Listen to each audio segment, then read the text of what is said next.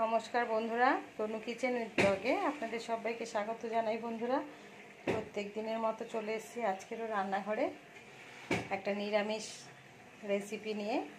তো ওটা আমি মটর ডাল সকালবেলা ভিজিয়েছিলাম। যে দেখুন, সকালবেলা মটর ডালটা উষ্ণ গরম জল করে ভিজিয়ে রেখেছিলাম। কি সুন্দর ভিজে গেছে দেখুন এগুলো ডালগুলো।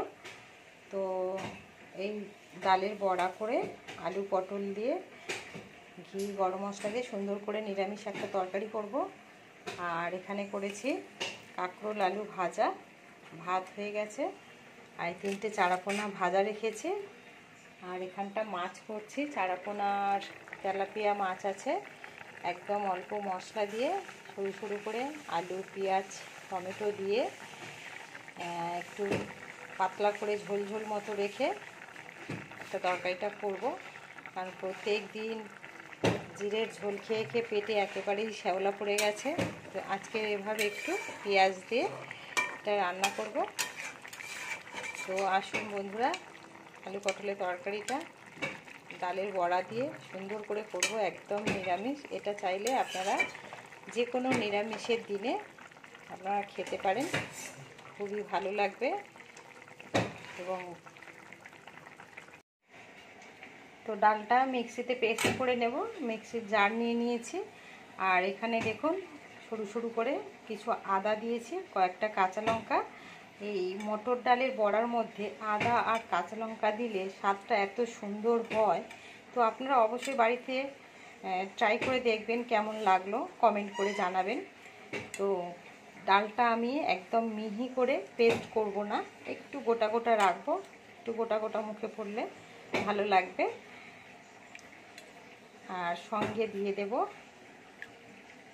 পরিমাণ মতো লবণ, আর দিয়ে দেব হলুদ, দিয়ে আমি একেবারেই পেস্টটা করে নেব।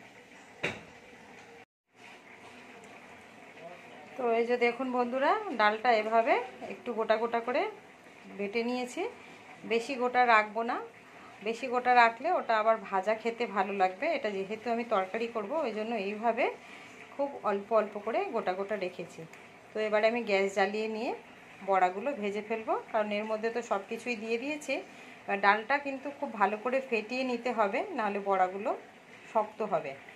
তো ডালটা ভালো করে ফেটিয়ে নিয়ে বড়াগুলো ভেজে নেব।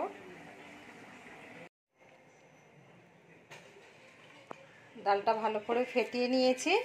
তো এটা আর দেখালাম না। এটা ডালটা যদি খুব ভালো করে ফেটানো হয়, একটু বাটিতে করে জল নিয়ে তার মধ্যে একটুখানি ফেলে দেবেন, দিলে দেখবেন ডাল বাটার এগুলো ভেসে উঠেছে, তখন জানবেন যে ডালটা খুব সুন্দর ফেটানো হয়ে গেছে। তো এখানে দেখুন কড়াই গরম হয়ে গেছে।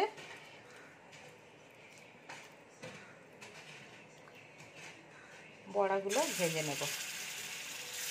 আপনারা যদি এটা বড়া খান, তাহলে এইটার মধ্যে একটু কালো জিরে আর পোস্ত দিয়ে দেবেন, দিলে বড়াটা খেতে খুব সুন্দর মুচমুচে হবে। যেহেতু আমি তরকারি করব, ওই জন্য ওগুলো আর দিলাম না।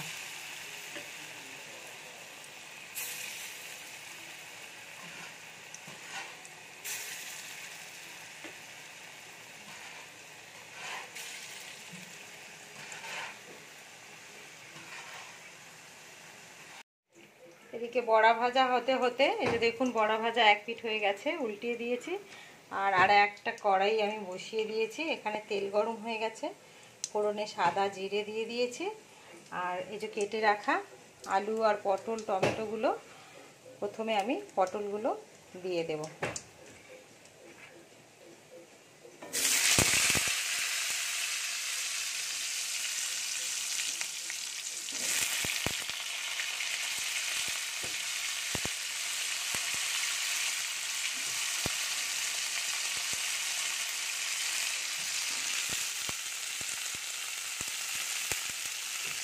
পটলগুলো আগে একটু ভালো করে ভেজে নেব, তারপরে এর মধ্যে আলুগুলো দিয়ে ভেজে নেব।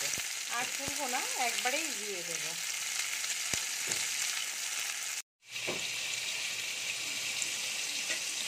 বড়াগুলো ভাজা হয়ে গেছে, এবারে তুলে নেব। যেহেতু তরকারি করব, সেজন্য একটু এভাবে ভেজেছি। আর এটা যদি ভাজা খাওয়া যায়, তাহলে আরও একটু মুচমুচে করে ভেজে নেব। তরকারি বলে আমি একটু 1 পিঠ একটু কম ভাজলাম।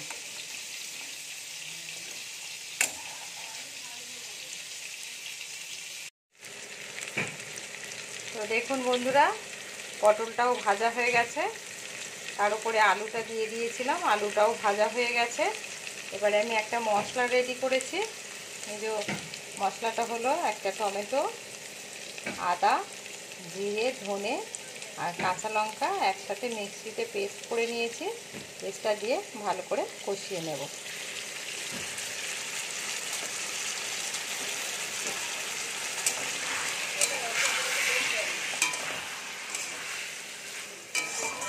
পটল আর আলু ভাজার সময় অল্প সামান্য পরিমাণে লবণ দিয়েছিলাম, ওই জন্য একটু পরে আবার নুনটা দেব।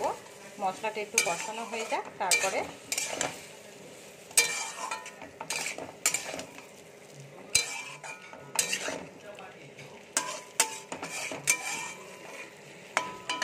মশলার বাটিটা ধুয়ে একটু জল দিয়ে দেব। মশলাটা কষানো হয়ে গেছে, এবারে জল দিয়ে দেব।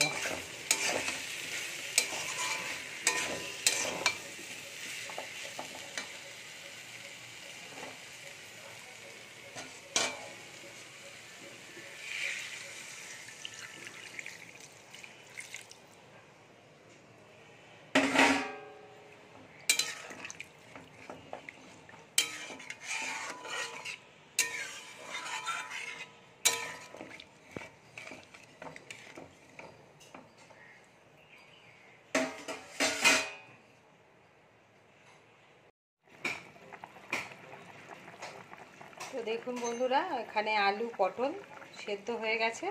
এগুলো তো ভেজে নিয়েছি, ভাজার সময় সেদ্ধ হয়ে গেছিলো। এবারে এই ভেজে রাখা ডালের বড়াগুলো দিয়ে দেব, দিয়ে 2 থেকে 3 মিনিট ফুটিয়ে নেব। কারণ বেশি ফোটালে আবার বড়াগুলো ভেঙে যাবে, বেশি ফোটাবো না, অল্প একটু 2 থেকে 3 মিনিট মতো ফুটিয়ে নেব।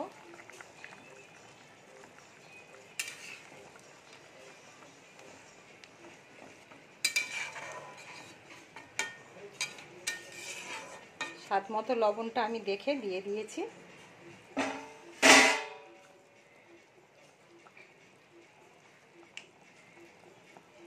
একটু ঘি দিয়ে দেব।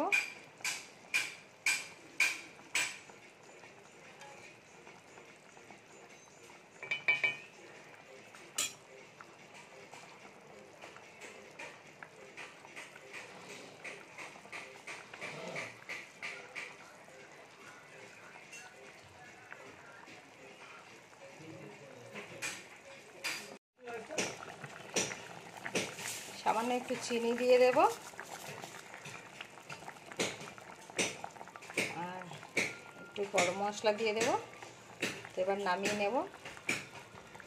এবারে সবাইকে খেতে দিয়ে দেব, অনেক বেলা হয়ে গেছে। তো আজকের মতো ভিডিওটা আমি এখানেই শেষ করব বন্ধুরা। যদি ভালো লাগে একটা লাইক, শেয়ার, কমেন্ট এবং সাবস্ক্রাইব করতে ভুলবেন না বন্ধুরা। দেখা হবে অন্য কোনো দিন অন্য কোনো রেসিপি নিয়ে। এখানেই শেষ করছি।